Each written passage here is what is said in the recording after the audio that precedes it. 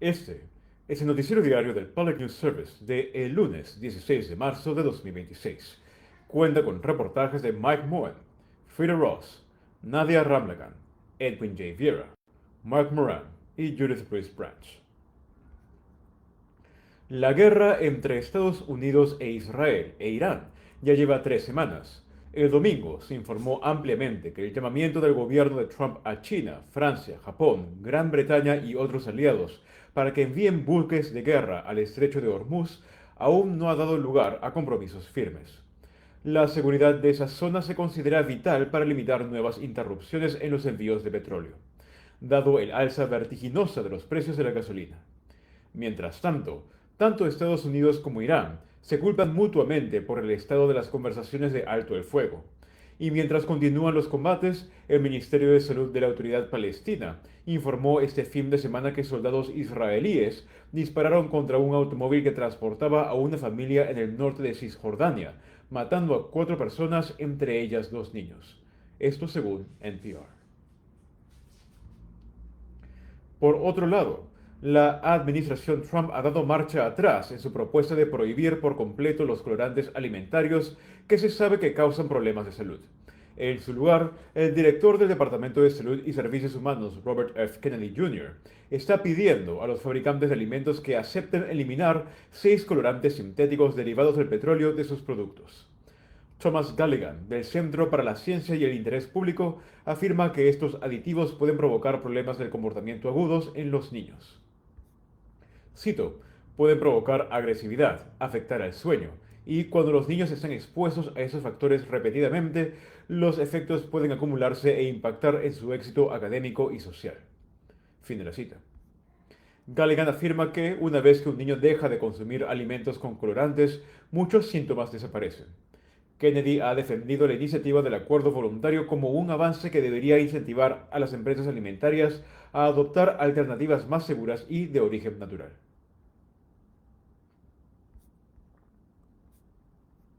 En Kentucky, un proyecto de ley propone la creación de un fondo fiduciario estatal para programas de desarrollo positivo para jóvenes, utilizando los fondos provenientes de futuras indemnizaciones por demandas contra empresas de redes sociales. La representante estatal republicana Kimberly Mosier, promotora del proyecto, afirma que los niños de todo el estado están lidiando con problemas de salud mental a un ritmo mayor que en años anteriores. Añade que las familias de su distrito se enfrentan a suicidios entre niños pequeños, provocados por foros en línea, ciberacoso, ansiedad y depresión.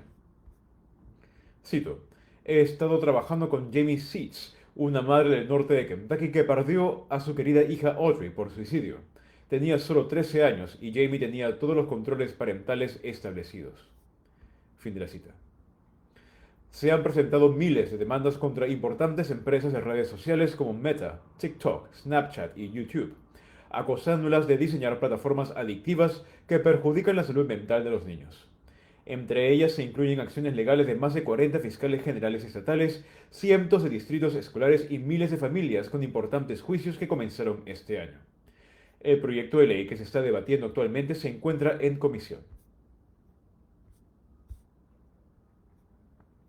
Un nuevo proyecto de ley federal otorgaría reembolsos arancelarios a los consumidores estadounidenses. La ley de alivio arancelario para los consumidores utiliza los aproximadamente 166 mil millones de dólares recaudados por los aranceles anulados por la Corte Suprema para reembolsar a los contribuyentes. Sus defensores afirman que el objetivo es aliviar los altos costos cotidianos de los bienes de consumo. La representante Rosa DeLauro, promotora del proyecto de ley, sostiene que estos reembolsos deben priorizar a los ciudadanos estadounidenses. Cito, el proyecto de ley prohíbe a las empresas que reciben reembolsos pagar dividendos o realizar recompras de acciones hasta que hayan brindado ayuda a los consumidores, porque, en mi opinión, los consumidores y las pequeñas empresas deben tener prioridad sobre sus accionistas adinerados. Fin de la cita. A pesar del fallo judicial, el presidente Donald Trump está utilizando otras leyes para implementar aranceles. El laboratorio de presupuesto de Yale señala que estos aranceles costarán a los consumidores $572 inicialmente, pero se espera que aumente a más de $1.100 con cada renovación. Estos aumentos de costos coinciden con el alza de los precios de la gasolina debido a la guerra en Irán. De vuelta en el corazón del país, investigadores de Nebraska se centran en los desafíos particulares de la prevención y el tratamiento del abuso y la adicción a las drogas en las zonas rurales. Los científicos estudian diversos problemas entre las personas que dependen de las drogas, incluyendo cómo la dinámica comunitaria puede limitar las opciones de tratamiento. La mayor parte de la investigación sobre adicciones realizada hasta ahora se ha centrado en áreas urbanas, pero las zonas rurales enfrentan desafíos únicos, como la disponibilidad de opciones de tratamiento, el transporte y los patrones de abuso de sustancias. Rick Bevel, director del Centro de Investigación sobre Adicción a las Drogas Rurales de la Universidad de Nebraska, afirma que buscar tratamiento en pueblos pequeños representa un gran obstáculo. Cito, el estigma es un problema importante a la hora de buscar tratamiento cuando una persona está preparada para ello. Fin de la cita. Bevan afirma que los investigadores están trabajando con personas que buscan tratamiento para ayudarlas a superar ese estigma y comprender que pueden ser una parte vital de su comunidad.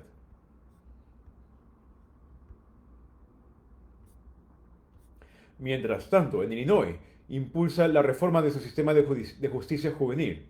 Una legisladora afirma que las lecciones aprendidas al otro lado del Atlántico podrían ayudar a cambiar el enfoque del Estado hacia los jóvenes en conflicto con la ley. Un grupo de legisladores responsables, políticos y profesionales del estado de Illinois viajaron a Irlanda del Norte para observar de primera mano qué sistema de justicia juvenil, centrado en el bienestar del niño, ofrece mejores resultados para los jóvenes y las comunidades. La representante estatal Kelly Cassidy, de Chicago, comentó que le impactó la diferencia en la forma en que su sistema aborda el problema, considerando a estos jóvenes como niños en lugar de delincuentes. Cito, si pudiéramos empezar por adoptar el concepto de que los niños son los primeros en ser considerados, es decir, reconocer que son niños y, a partir de ahí, eso por sí solo supondría un cambio enorme, porque nuestros sistemas son, ante todo, delincuentes. Fin de la cita.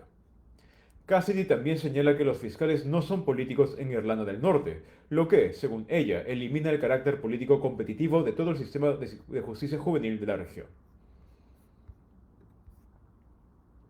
Puede obtener más información en publicnewsservice.org.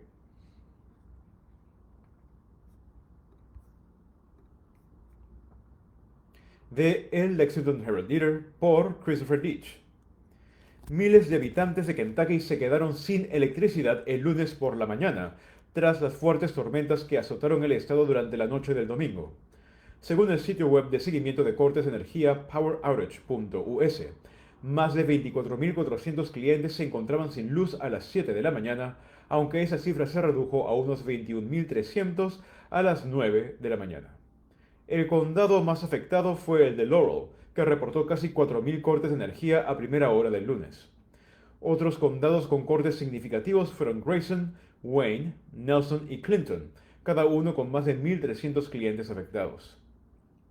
En el condado de Fayette, que incluye Lexington, se reportaron unos 597 cortes de energía, muchos de ellos concentrados cerca de Alumni Drive entre Tates Creek Road y New Circle Road. Las tormentas provocaron condiciones meteorológicas severas generalizadas, incluyendo alertas de tornado en el oeste y centro de Kentucky y varias advertencias de tornado durante la noche. Si bien el gobernador Beshear informó de daños estructurales en algunas partes del estado, incluyendo graderos y edificios, no se reportaron heridos.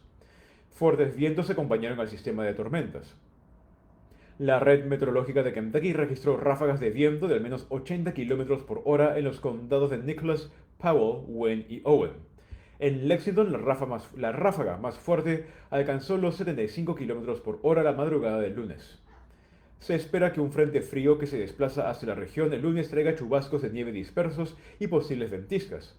Breves pero intensas ráfagas de nieve acompañadas de fuertes vientos y visibilidad reducida. Algunas áreas podrían ver hasta 2,5 centímetros de nieve, aunque el Servicio Meteorológico Nacional estima que Lexington tiene un 25% de probabilidad de recibir esa cantidad y un 81% de probabilidad de al menos una ligera capa de nieve. Se espera que las temperaturas bajen bruscamente, alcanzando alrededor de 0 Celsius el lunes por la noche y descendiendo a unos menos 6 Celsius el martes por la mañana, antes de subir a finales de semana.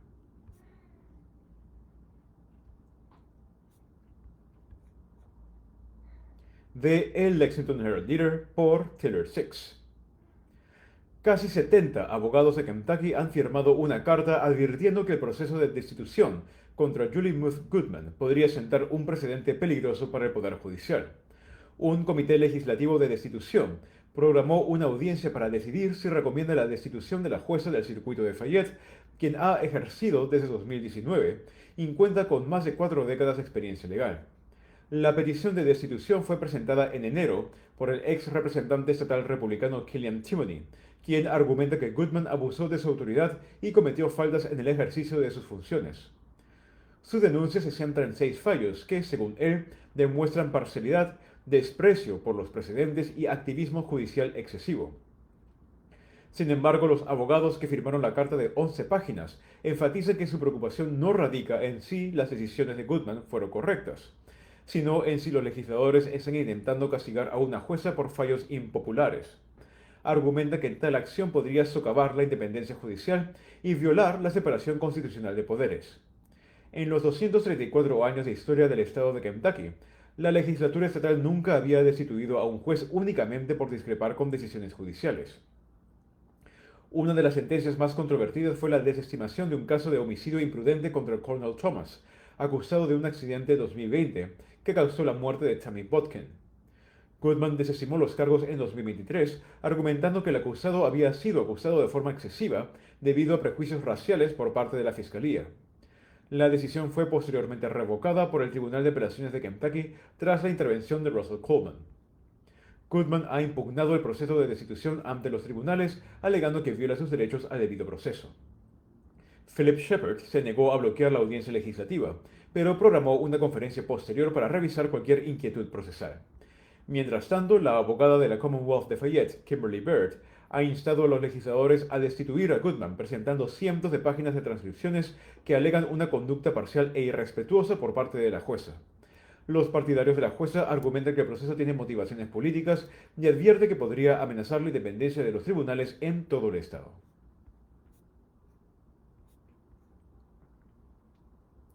De El Lexington Herald Leader por Tessa Duval. Los legisladores de Kentucky están debatiendo numerosos proyectos de ley que podrían tener importantes consecuencias financieras para los contribuyentes. Uno de los más notables es el proyecto de ley 422 de la Cámara de Representantes, conocido como la Ley de Logan, presentado tras la controvertida liberación anticipada de Ronald X. Santos, quien asesinó a Logan Tipton, de 6 años, en 2015. El proyecto de ley fue aprobado en la Cámara por 93 votos a favor y 1 en contra, y endurecería significativamente las normas sobre la liberación de reclusos.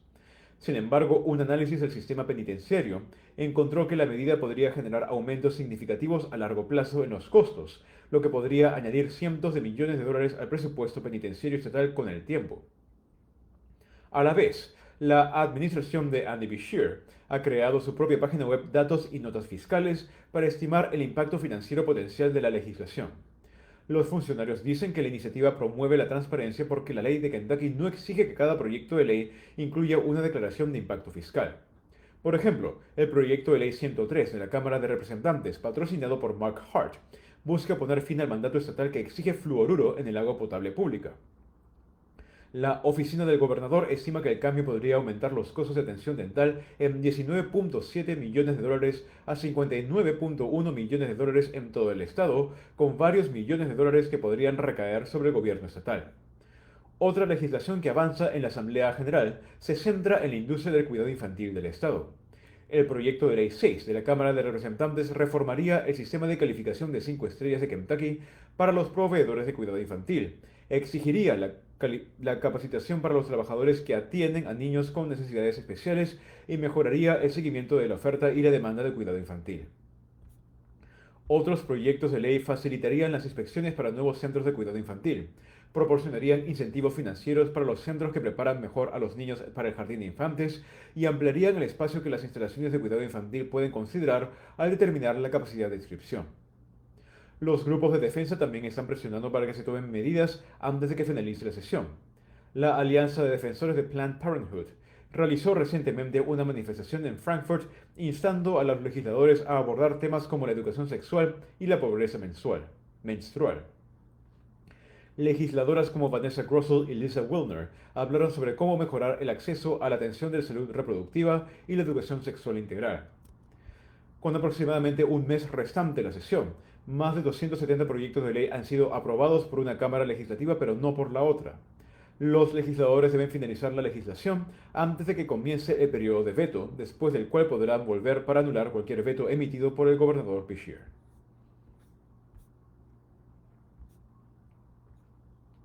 De WKU por Curtis Tate. Un aviador de la Fuerza Aérea de Estados Unidos originario de Bardstown, Kentucky, se encuentra entre los 6 militares fallecidos cuando un avión cisterna se estrelló en el oeste de Irak durante operaciones militares. El Pentágono identificó al aviador como Ashley B. Pruitt, un sargento técnico de 34 años que murió en el accidente del 12 de marzo de un Boeing KC-135 Stratotanker. La aeronave participaba en la operación Epic Fury cuando ocurrió el incidente. Los 6 tripulantes a bordo del avión cisterna fallecieron tras la caída de la aeronave, en lo que las autoridades describieron como un accidente en espacio aéreo amigo. Funcionarios militares estadounidenses indicaron que la causa del accidente aún está bajo investigación. Pruitt es la segunda residente de Kentucky en morir durante la actual campaña militar estadounidense contra las fuerzas respaldadas por Irán. Según cifras del Pentágono citadas por Associated Press, al menos 13 militares estadounidenses han muerto y unos 140 han resultado heridos desde que comenzó la operación el 28 de febrero. La noticia de la muerte de Pruitt provocó luto en todo Kentucky, especialmente en Bardstown, donde miembros de la comunidad y autoridades recordaron su servicio y sacrificio. De NPR. Donald Trump advierte que el futuro de la alianza de la OTAN podría estar en riesgo si los países miembros no ayudan a Estados Unidos a asegurar el estratégico estrecho de Hormuz durante la guerra con Irán. Al entrar el conflicto en su tercera semana, los precios del petróleo han subido a alrededor de $105 por barril, lo que genera preocupación mundial sobre el suministro de energía y las repercusiones económicas. Este estrecho paso marítimo entre Irán y la península arábiga transporta aproximadamente el 20% de los envíos mundiales de petróleo, lo que lo convierte en una de las rutas más importantes para el comercio energético mundial. Funcionarios estadounidenses afirman que las acciones iraníes han amenazado el transporte marítimo en la zona, lo que ha provocado llamamientos a la cooperación internacional para reabrir y asegurar el paso. Trump ha instado a los países de la OTAN, así como a otras economías importantes como China, Japón y Corea del Sur, a contribuir con recursos militares como dragaminas navales y fuerzas especiales para ayudar a proteger el tráfico de petroleros. Argumentó que muchas de estas naciones dependen en gran medida del petróleo que transita por el estrecho y por lo tanto deberían compartir la responsabilidad de mantenerlo abierto. El presidente también criticó lo que considera respuestas lentas de algunos aliados y advirtió que la OTAN podría enfrentar un futuro muy sombrío si sus socios no apoyan los esfuerzos estadounidenses. Trump sugirió que podría posponer los encuentros diplomáticos, incluida una cumbre prevista con el líder chino Xi Jinping, dependiendo de si otros países intervienen para brindar asistencia. Estas tensiones surgen en medio de un conflicto más amplio entre Estados Unidos e Irán que ha perturbado el transporte marítimo regional y disparado los precios del petróleo a nivel mundial. Funcionarios estadounidenses afirman que asegurar el estrecho de Hormuz es fundamental para estabilizar los mercados energéticos mundiales y prevenir una mayor escalada en Oriente Medio. De la agencia EFE. Un documento encontrado en el teléfono del empresario argentino Mauricio Novelli revela un presunto acuerdo por $5 millones a cambio del respaldo del presidente Javier Milei al proyecto de la criptomoneda Libra. El archivo, redactado como un memo, fue recuperado por peritos de la Dirección de Apoyo Tecnológico a la Investigación Penal del Ministerio Público Fiscal, luego de que Novelli intentara borrarlo de su teléfono. Según copias difundidas por el diario La Nación, el documento estaba dirigido al empresario estadounidense Hayden Davis y detallaba las condiciones de un supuesto acuerdo económico relacionado con el apoyo del mandatario al proyecto.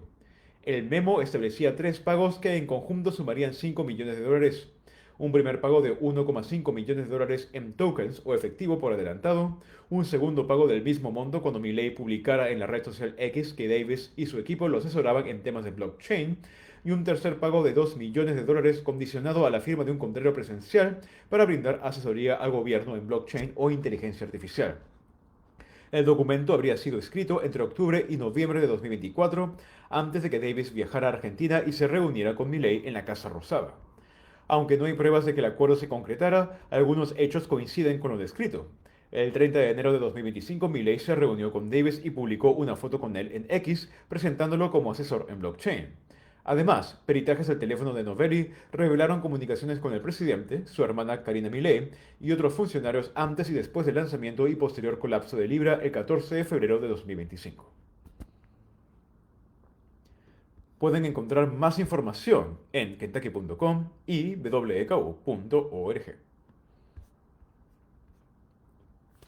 Y las noticias en MediaLex son posibles en parte gracias a la generosidad de nuestros impulsores de señal: Derek Feldman, Lauren Gothrop, Rachel Hampson, Mercedes Harn, Paul Hogue, Gemma Kluski, Nicole Liddy, Fred Moreland, Aaron Mudd, Dominic Albert, Harry Richard, Mark Royce, Catherine Smith, Shannon Stewart Smith, Melissa Tips, Kelly Turk, Catherine Urch y Dominic Wright. Gracias por su apoyo para con la voz de la gente. Y si usted desea formar parte de esta lista, considere hacer una donación recurrente de solo $10 al mes en medialex.us/donate. El link lo pueden encontrar en los comentarios en este post o en la descripción en nuestro video en YouTube. Las noticias se repiten hoy a las 12:30 de la tarde, a las 5:30 de la tarde y a lo largo del día en WLXL 95.7 FM en Lexington, Kentucky, en nuestra página web medialex.us y en nuestra aplicación móvil. Antes de retirarme, me gustaría mandar un saludo y un abrazo muy grande para mi padre que se encuentra ahora en el hospital y le deseo una recuperación pronta. Y bueno, yo soy Diego Espinosa. Muchas gracias por escuchar y nos vemos mañana con nuevas noticias. Que tengan un excelente día.